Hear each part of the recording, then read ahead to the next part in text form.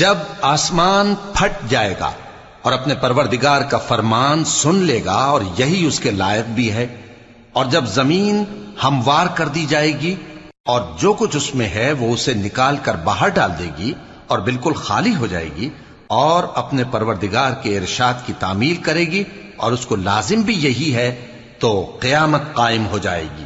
اے انسان، تو اپنے پروردگار کی طرف پہنچنے تک خوب تکلیف اٹھاتا ہے، پھر تو اس سے جا ملے گا۔ اب جس کا نامہ اعمال اس کے داہنے ہاتھ میں دیا جائے گا اس سے حساب آسان لیا جائے گا اور وہ اپنے گھر والوں میں خوش خوش واپس آئے گا، اور جس کا نامہ اعمال اس کی پیٹھ کے پیچھے سے دیا جائے گا تو وہ موت کو پکارے گا اور دوزخ میں داخل ہوگا۔ وہ اپنے اہل و عیال ہی میں مگن رہتا تھا، وہ تو خیال کرتا تھا کہ اللہ کی طرف لوٹ کر نہ جائے گا، کیوں نہیں؟